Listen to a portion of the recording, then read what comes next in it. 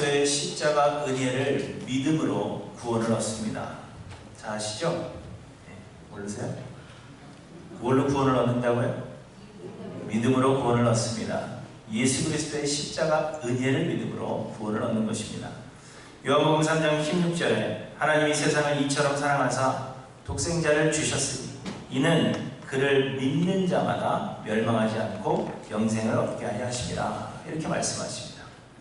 로마서 1장 16절에도 내가 복음을 부끄러워하지 아니하노니 이 복음은 모든 믿는 자에게 구원을 주시는 하나님의 능력이니라 말씀하셨습니다. 또한 로마서 3장 21절부터 보시면 이제는 율법 외에 하나님의 한 의가 나타났으니 율법과 선지자들에게 증거를 받은 것이라 곧 예수 그리스도를 믿음으로 말미암아 모든 믿는 자에게 미치는 하나님의 의니 차별이 없느니라, 이렇게 말씀하셨습니다. 이외에도 우리가 믿음으로 구원을 얻는다 하는 말씀을 성경 여러 곳에서 우리는 찾아볼 수가 있습니다. 이처럼 우리는 믿음으로 구원을 얻습니다.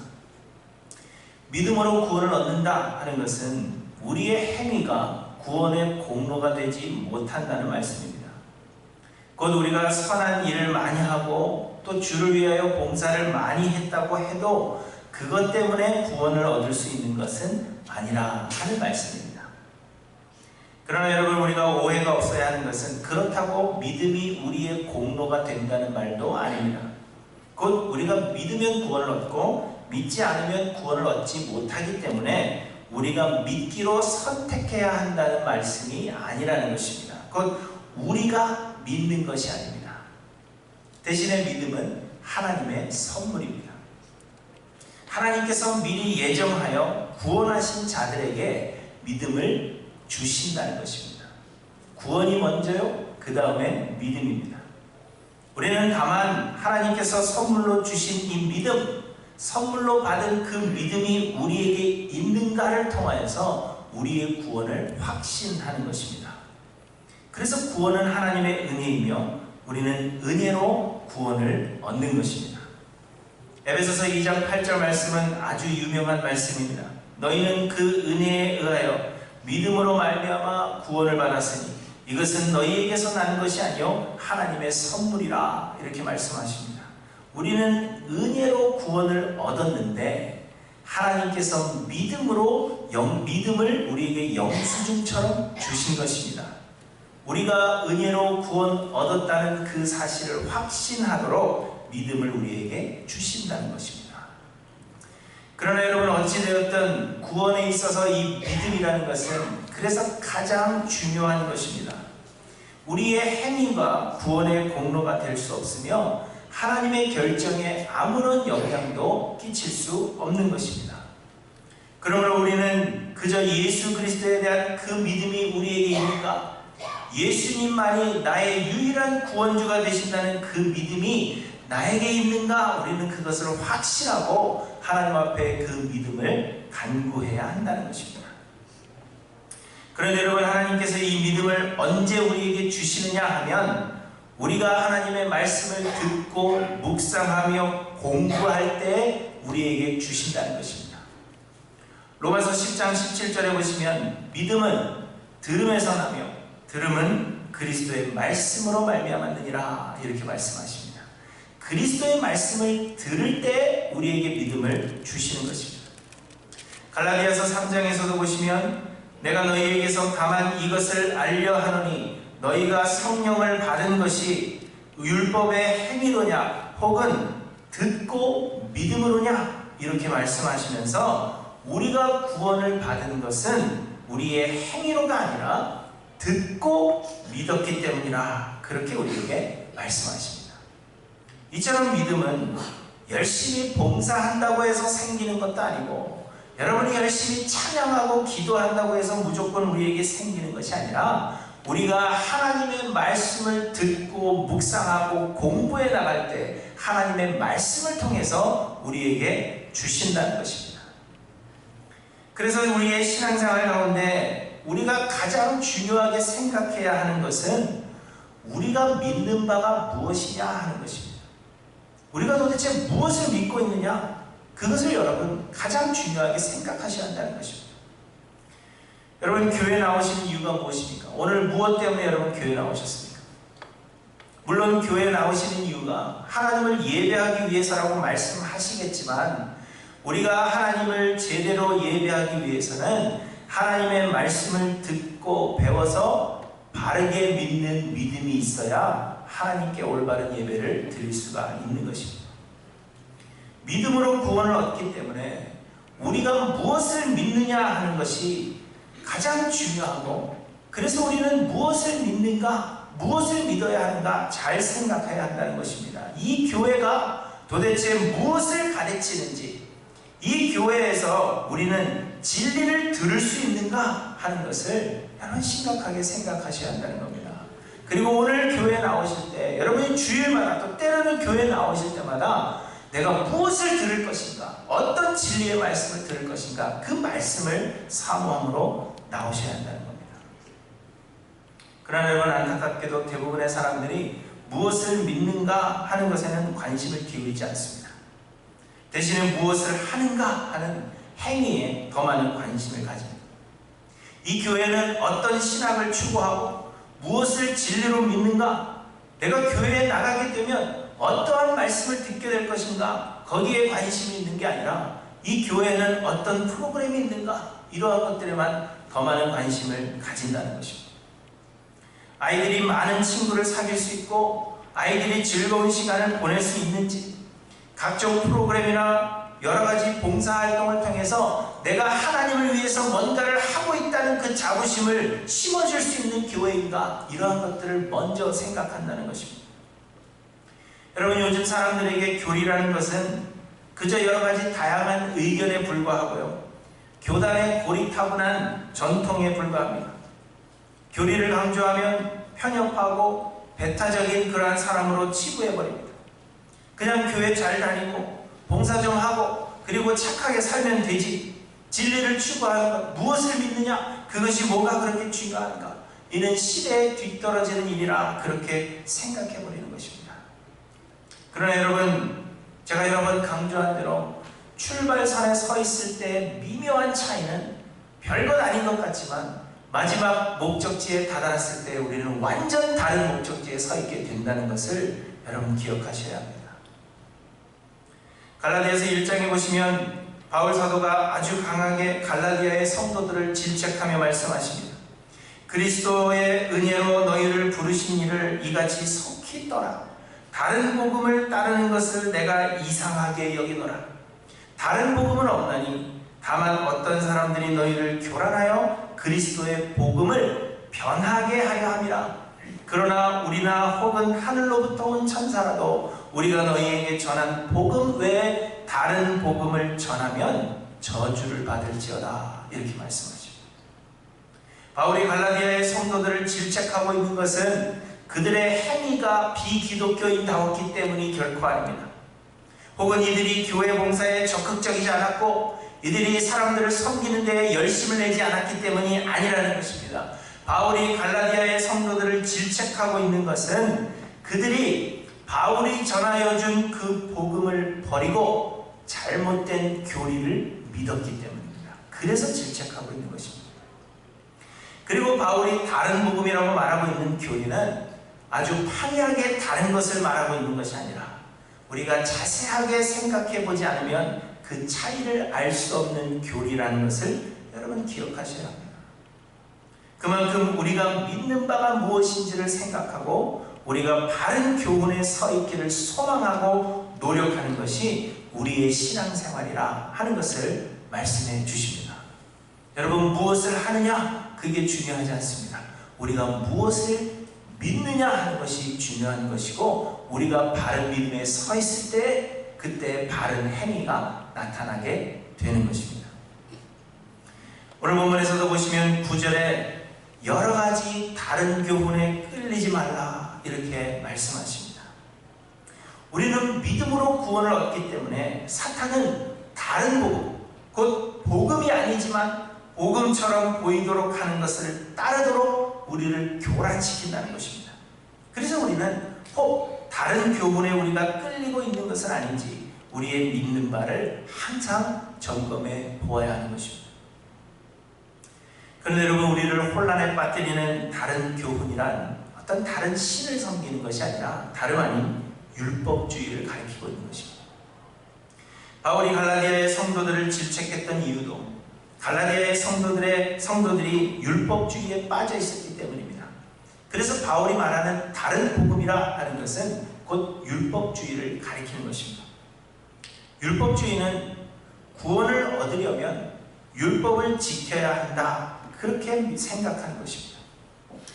우리가 우리의 공로나 자격으로가 아니라 은혜로 구원을 얻는다 하면 이는 너무나도 감사한 이야기인 것은 분명합니다. 내가 행한 것이 없는데 하나님께서 자격이 안 되는 자에게 은혜를 주신다니 얼마나 감사한 이야기입니까? 그러나 또 한편으로는 세상 사람들 생각할 때 설득력이 떨어지고 뭔가가 부족해 보이는 것입니다. 세상은 인과율을 따릅니다. 내가 무엇을 하면 거기에 대한 보상을 받는 것이 세상의 법칙이라는 것입니다. 그런데 우리에게 아무런 공로도 자격도 없는데 하나님께서 은혜로 우리를 구원하신다 하는 것을 당시의 사람들은 이해할 수가 없었던 것입니다. 또한 은혜로 우리를 구원하실 것 같으면 처음부터 은혜로 우리를 구원하실 것이지 하나님은 왜 처음부터 율법을 이스라엘 백성들에게 주셨는가 하는 문제가 생겨나는 것입니다. 우리는 물론 율법은 선한 것이요, 율법은 우리로 하여금 죄를 깨닫게 하여 예수 그리스도의 십자가 앞으로 인도하는 몽학선생이 되며, 또한 율법은 구원 얻은 자가 성화를 이루어가는 데 있어서 교과서가 된다 하는 이 사실을 알고 있지만 당시 유대인들은 율법을 주신 그 이유를 이해하지 못했던 것입니다. 그래서 하나님의 구원의 은혜는 아무에게나 주어지는 것이 아니라 율법을 지키는 자들에게 주신다, 그렇게 믿었던 것입니다. 하나님의 은혜는 그냥 아무에게나 무작위로 주시는 것이 아니라 그래도 내가 좀 착하게 살고 하나님의 말씀을 지키려고 좀 노력해야 그러한 자들에게 하나님의 은혜를 주시는 것이다, 그러한 생각들이 사람들의 머릿속에 있었다는 것입니다. 그래서 그들은 유대인이나 이방인이나 하나님의 은혜를, 예수 그리스도의 은혜를 믿고 구원을 얻으려면 율법을 지켜야 한다, 착하게 살아야 한다, 행실이 나타나야 한다, 그렇게 가르쳐 왔던 것입니다. 그리고 여러분, 또 한 가지, 은혜를 얻으려면 율법을 지켜야 한다 하는 이 생각은 모세의 전통을 지키는 유대교와 비슷했기 때문에 유대인들에게서 받는 핍박을 면할 수 있는 길이 되었습니다. 뿐만 아니라 유대교를 인정하고 있던 로마로부터 받는 그 핍박 또한 면할 수 있는 길이 되었다는 것입니다. 뻥 먹고 알 먹고죠. 예수님도 믿고 은혜도 받고 율법도 지키고 핍박도 피하고, 또한 율법을 지키는 행위는 사람을 좀 더 거룩하게 보이기 마련입니다. 내가 뭔가를 이루는 것 같은, 내가 하나님을 위해서 뭔가를 하는 것 같은 자부심을 우리에게 심어준다는 것입니다. 그래서 많은 사람들이 율법주의로 돌아가는 길을 택했던 것입니다. 오늘 본문에서는 율법주의의 한 예를 들어 설명하시는데 9절에 보시면 마음은 은혜로서 굳게 하며 아름답고 음식으로서 할 것이 아니니 음식으로 말미암아 행한 자는 유익을 얻지 못하느니라, 이렇게 말씀하십니다. 은혜를 말씀하시다가 갑자기 음식을 이야기하시죠. 이것은 골로새서 2장에서도 보시면 그러므로 먹고 마시는 것과 절기나 초하루나 안식일을 이유로 누구든지 너희를 비판하지 못하게 하라, 이렇게 말씀하셨습니다. 디모데전서 4장에서도 미혹하는 영들이 있는데 혼인을 금하고 어떤 음식물은 먹지 말라고 할 터이나 음식물은 하나님이 지으신 바니 믿는 자들과 진리를 아는 자들이 감사함으로 받을 것입니다, 이렇게 말씀하십니다. 이것을 토대로 볼 때 당시에는 현대의 이 안식교인들이 고기를 금하고 채소를 먹어야 한다 말하는 것처럼 어떤 특정한 음식은 금하고 먹지 말아야 하고 어떤 특정한 음식은 먹어야만 구원을 얻을 수 있다, 그렇게 가르치는 사람들이 있었던 것으로 그렇게 보여지는 것입니다. 일례로 구약시대와 같이 하나님께 제사를 드린 후에 제물로 바쳐졌던 그 음식을 제단에서 함께 먹어야만 구원을 얻을 수 있다, 그렇게 생각한 사람도 있었을 것으로 보여집니다. 그래서 제사를 드린 뒤에 그 거룩한 음식을 함께 먹는 그 바운더리 안에 들어온 자들만 구원을 얻을 수 있다, 이렇게 믿었다는 거죠. 이스라엘의 제사에는 여러 종류가 있었는데 속죄제와 속건제는 제사장들에게 드리고, 그리고 화목제라는 것은 제사를 드린 사람이 그 이웃들과 함께 그 제물을 나누어 먹도록 하셨습니다. 그래서 아마도 이 전통을 이어받아서 어떤 음식이 특별히 거룩한 음식이 있는데 그 거룩한 음식을 함께 먹어야 구원을 얻는다, 그렇게 가르치는 것으로 보여집니다. 그러나 여러분 10절부터 보시면 우리에게 제단이 있는데 장막에서 섬기는 자들은 그 제단에서 먹을 권한이 없나니 이는 죄를 위한 짐승의 피는 대제사장이 가지고 성소에 들어가고 육체는 영문 밖에서 불사함이라, 이렇게 말씀하십니다. 무슨 얘기인지 아시겠어요? 물론 모르시겠죠. 그러니까 이걸 알도록 공부를 많이 하셔야 된다는 겁니다. 이 말씀은 레위기 16장에 기록된 속죄, 이스라엘 백성들이 1년에 한 번씩 이스라엘의 모든 죄를 대표하여서 염소를 2마리를 하나님 앞에 드리는데, 하나는 아사셀이라 그래서 광야로 내보내고, 죄를 안수하고 광야로 내보내고, 한 마리의 염소는 이스라엘의 모든 죄를 위해서 하나님 앞에 제물로 바치는 그러한 제도가 있습니다. 근데 그 제도에 대해서 이야기를 하고 있는 것입니다. 그런데 그 규례를 보시면 속죄 제물의 피를, 염소를 죽여서 그 피를 휘장 안으로 가지고 들어가서, 곧 지성소에 들어가서 하나님의 언약궤가 있는 그 속죄소 동쪽에 뿌리도록 되어 있습니다. 손가락으로 찍어서 피를 이렇게 뿌리는 겁니다. 그리고 속죄소 앞에 7번을 뿌리도록 말씀하셨습니다. 그리고는 나와서 여호와 앞 제단 귀퉁이, 제단이 있는데 그 귀퉁이의 뿔에 그 피를 바르고, 그리고 제단 위에 7번을 뿌려서 그 성소와 제단을 정결케 하는 규례가 있었던 것입니다. 그런 후에 그 속죄제의 제물의 기름을 제단에서 불사르고, 제물 자체는 제사장이든지 혹은 그 누구든지 그것을 먹도록 하신 것이 아니라 성소 밖으로 내다가 불사르도록 하셨습니다. 레위기 16장 27절에 보시면 속죄제 숫송아지와 속죄제 염소의 피를 성소로 들여다가 속죄하였은즉 그 가죽과 고기와 똥을 밖으로 내다가 불사를 것이요, 이렇게 말씀하고 있습니다. 속죄를 위한 제물은 제단에서 먹는 것이 아니라는 것입니다. 그런데 여러분 오늘 본문 12절에 보시면 그러므로 예수도 자기 피로써 백성을 거룩하게 하려고 성문 밖에서 고난을 받으셨느니라, 이렇게 말씀하십니다. 예수님께서 우리의 죄를 속하시기 위해서 친히 속죄의 제물이 되어 주셨다는 것입니다. 마치 속죄일에 드리는 그 속죄 제물처럼 그 고귀한 피를 다 흘리시고 골고다 언덕 십자가에 친히 달리사 우리를 위해 친히 죽으신 것입니다. 레위기 16장에 기록된 이스라엘을 위한 이 속죄일에 드리는 그 속죄의 제물은 곧 십자가에 달리실 예수 그리스도를 예표하고 있는 것입니다. 예수님께서 우리의 죄를 대신하여 속죄의 제물이 되어주셨습니다. 영원하고 완전한 속죄의 제물, 단 한 번으로 인한 우리의 모든 죄를 속하실 속죄의 제물이 되어주셨다는 것입니다. 그렇기 때문에 우리는 더 이상 속죄의 제물을 드릴 필요도 없을 뿐만 아니라 그 음식이, 그 짐승이 더욱 거룩한 음식이 되는 것도 아니라는 것입니다. 그래서 우리는 더 이상 제단에서의 그 음식을 먹어야 할 필요가 없다는 것을 말씀하고 있는 것입니다. 특정한 음식을 먹어야만 거룩해지고 특정한 음식을 먹어야만 구원을 얻을 수 있다는 그러한 생각을 반박하고 있는 것입니다. 여러분, 이처럼 우리는 우리의 행위에 대한 보상으로 구원을 얻고 우리의 행위에 대한 보상으로 복을 받는 것이 아니라 예수 그리스도의 십자가 은혜로 구원함을 얻고 예수 그리스도의 은혜로 복을 받고 살아가고 있는 것입니다. 우리가 잘해서가 아니라 그저 하나님께서 우리를 택하셨기 때문에 우리를 구원하시고 우리에게 복을 내리시는 것입니다. 무엇을 먹고 무엇을 마시느냐 하는 것이 우리의 구원에 영향을 끼칠 수 없을 뿐더러 더 나아가서는 우리의 행위가 우리의 구원과 하나님께서 우리에게 복을 주시는데 아무런 영향을 끼칠 수가 없다는 것입니다. 그래서 고린도전서 8장에 보시면 음식은 우리를 하나님 앞에 내세우지 못하나니 우리가 먹지 않는다고 해서 더 못하는 것도 아니고 먹는다고 해서 더 잘 사는 것도 아니니라 이렇게 말씀하십니다.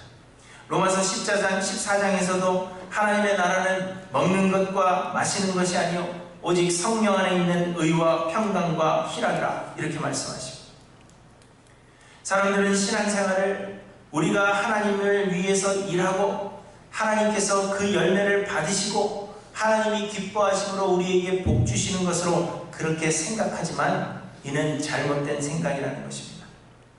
신앙생활은 우리가 하나님을 위해서 뭔가를 하겠다고 결심하는 게 아니라 하나님께서 이미 우리들에게 모든 것을 은혜로 허락해 주셨고 그래서 우리는 그 은혜를 묵상하여 모든 것을 하나님께서 하셨다는 것을 진실하게 하나님 앞에 고백하고 그로 인하여 하나님을 찬양하고 영광을 올려드림으로 그 은혜에 반응하는 것이 신앙생활이라는 것을 우리에게 말씀하고 있는 것입니다. 내가 하나님을 위해서 하는 게 아니라 하나님께서 이미 해주신 것을 우리가 묵상할 때 나로 하여금 반응하지 않을 수 없게 만드는 것, 이게 참 신앙이요. 그렇게 찬양하는 것이, 그렇게 반응하는 것이 우리의 신앙생활이 되어야 한다는 것입니다. 그래서 본문 15절에 보시면 그러므로 우리는 예수로 말미암아 항상 찬송의 제사를 하나님께 드리자. 이는 그 이름을 증언하는 입술의 열매니라. 이렇게 말씀하십니다. 하나님께서 우리에게 아무것도 요구하지 않으신다는 것입니다.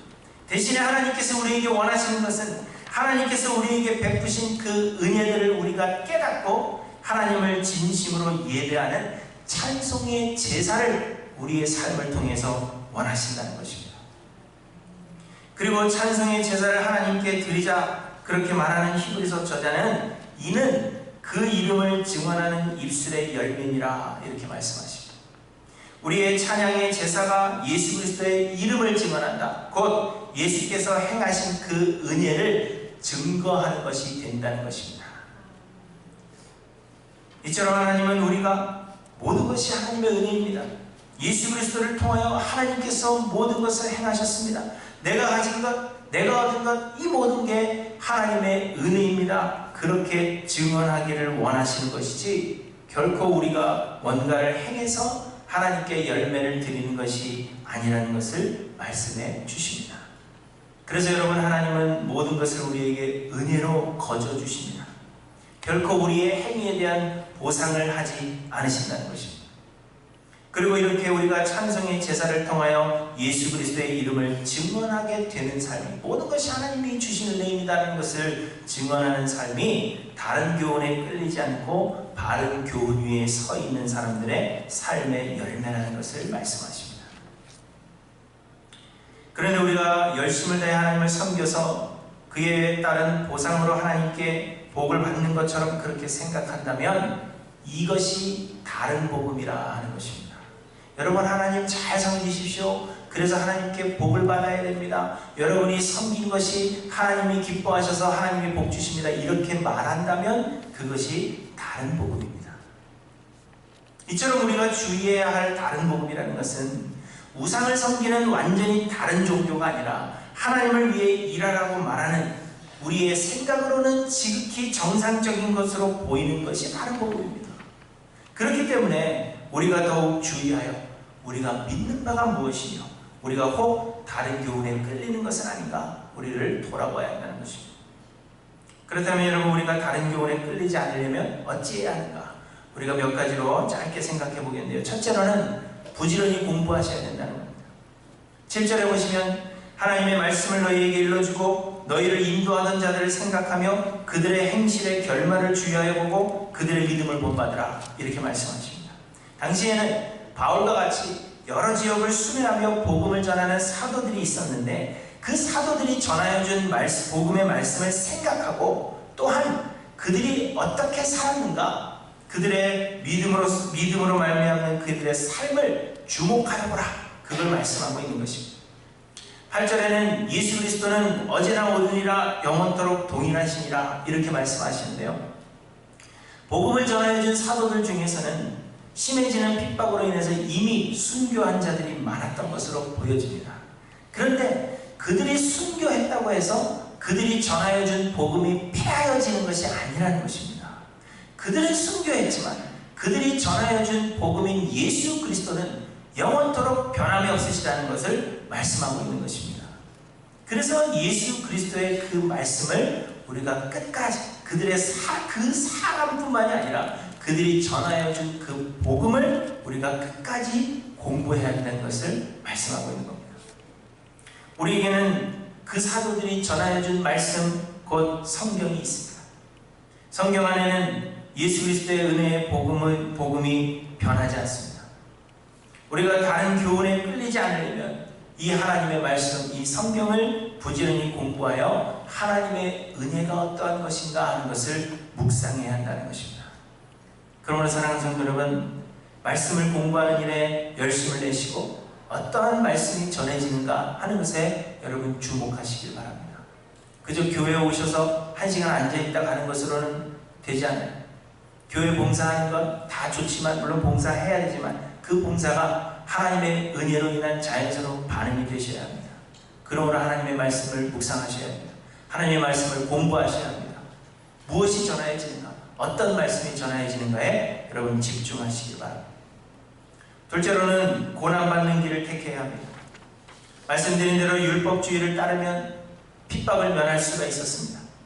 그러나 여러분, 죄가 가득한 세상에서 성도로 살아간다는 것은 고난을 피할 길이 없다는 것입니다. 그래서 예수님은 세상에서는 너희가 환난을 당하나 담대하라 하셨습니다. 또한 베드로 사도는 너희를 연단하려고 하는 불시험을 이상한 일 당하는 것 같이 여기지 말라 하셨습니다. 예수님은 우리 믿는 자들이 걸어가야 하는 그 길을 좁고 협착한 길이라 그렇게 말씀하셨습니다. 그리고 오늘 본문 13절에 보시면 그런즉 우리도 그의 치욕을 짊어지고 영문 밖으로 그에게 나아가자 그렇게 말씀하고 있습니다. 예수님께서 영문 밖으로 나가신 것처럼, 십자가의 길을 걸으신 것처럼 우리도 그 길을 걷자 그렇게 이야기하는 것입니다.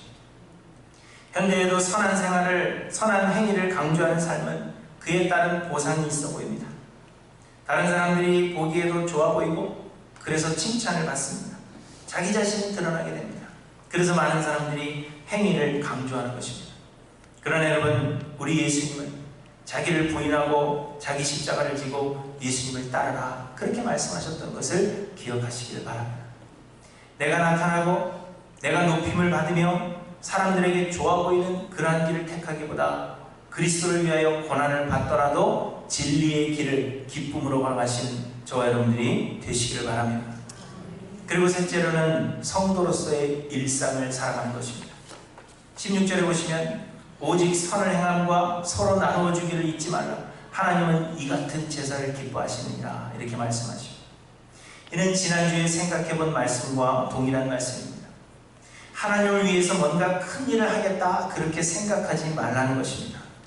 그저 우리에게 주어진 일상에서 성도로서의 거룩한 삶이란 무엇인가를 생각하여 우리의 일상을 거룩하게 살아가라 하는 그런 말씀입니다. 큰 빛을 만들어내겠다고 생각하지 말고 스스로의 삶에서 빛이 나는, 작지만 그래도 내 삶에서 빛이 나는 그러한 삶을 살도록 힘쓰라는 것입니다. 나 자신에게서는 심한 악취가 나는데도 그것을 깨닫지 못하고 그것을 해결하지 못하고 내가 세상을 아름답게 변화시키는 일을 위해서 헌신하겠다 그렇게 이야기하지 말라는 것입니다. 세상을 변화시키는 게 문제가 아니라 내 자신에게 있는 악취를 제거하는 게 먼저 문제라는 겁니다. 나에게서 그리스도의 향기가 나고 있는가를 먼저 생각해 보셔야 한다는 것입니다. 그리스도인으로서의 거룩한 삶을 여러분 일상에서 살아가십시오. 어떻게 사는 것이 그렇게 사는 것인가 돌아보시고 예수 그리스도를 닮고자 노력하셔서 일상이 거룩해지는 저와 여러분들이 되시기를 바랍니다. 현대에도 우리의 행위를 강조하는 다른 교훈들이 넘쳐납니다. 여러분 아닌 것 같지만 말씀을 잘 들어보시면 하나님의 은혜가 아니라 하나님께서 해주신 것이 아니라 우리의 그 행위를 강조하는 말씀들이 많습니다. 지난 월요일 교단의 한 목사님이 아틀란타에서 오셔서 저녁을 같이 하자고 해서 만났는데, 그 목사님 하시는 말씀이, 우리 교단은 하나님의 주권과 하나님의 은혜를 믿는 개혁주의 교단이지만 스스로 개혁주의 목사라고 생각하면서도 개혁주의 말씀을 전하지 않는 목사님들이 너무 많습니다. 그렇게 고백하셨습니다. 곧 하나님의 은혜가 아닌 인간의 행위, 인간의 책임을 강조하는 교회들이 너무나도 많다는 것입니다. 하나님 위해서 살고 하나님 위해서 많은 일들을 하여 하나님을 기쁘시게 해드리고 하나님께 복을 받자, 그렇게 가르칩니다. 그렇게 하는 것이 신앙생활인 것처럼 말들 합니다. 그것이 옳아 보이고 또한 그것이 좋아 보이는 것이 사실입니다. 그러나 여러분, 문제는 하나님을 위해 내가 뭔가를 한다 하는 생각이 우리를 교만하게 만들어 버린다는 것입니다. 예수 그리스도의 십자가 은혜를 가리고 내 공로를 내세우게 됩니다. 남들이 알아주지 않으면 시험에 들어서 믿음을 떠나게 됩니다. 나처럼 하지 못하는 사람들을 우리는 쉽게 정죄하는 그러한 죄에 빠지게 됩니다. 하나님의 영광을 나타내기보다는 내 행위에 대한 보상을 바라는 마음이 점점 더 커져가게 된다는 것입니다. 여러분, 이것이 사탄이 원하는 것이요, 다른 교훈들이 이끌어내는 결과입니다. 그래서 교회 안에 하나님의 은혜를 이야기하지 않고 인간의 행위를 얘기하는 수많은 다른 교훈들이 존재하는 것입니다. 사랑하는 성도 여러분, 신앙생활은 우리의 행위에 대한 보상을 받는 것이 아니라 모든 것이 하나님의 은혜입니다. 우리는 하나님의 은혜를 묵상하여 그 은혜의 찬양의 제사로 반응하도록 우리의 자아가 날마다 죽는 것, 그것이 신앙생활입니다. 세상은 우리로 이 믿음을 버리도록 다른 교훈으로 우리를 미혹합니다. 그러므로 여러분, 우리의 믿는 바가 무엇인가 하는 것을 돌아보고 진리의 말씀 듣기를 소망하셔야 하는 것입니다. 하나님을 위해 뭔가를 하겠다 결심하기보다는 하나님의 말씀을 공부하여 우리에게 베푸신 은혜들을 여러분 묵상하십시오. 그리스도를 위하여 고난당하는 것을 기뻐하시고 거룩한 성도로서의 일상을 살아가고자 힘쓰시길 바랍니다. 그래야 우리가 바른 교훈 위에 굳건히 서서 하나님의 은혜가 우리 안에 충만함으로 그 은혜에 대한 순수하고 신실한 반응으로 하나님께 찬양의 제사를 올려드리시는 저와 여러분들이 되시기를 바랍니다. 그래서 주님 다시 오시는 그날까지 우리의 삶이 예수 그리스도의 그 은혜, 예수 그리스도의 그 이름을 증언하며 우리를 위해 예비되어진 영원한 안식에 모두 다다르시는 우리 하나님교회 모든 성도님들이 되시기를 주님의 이름으로 간절히 축원합니다. 기도하십니다.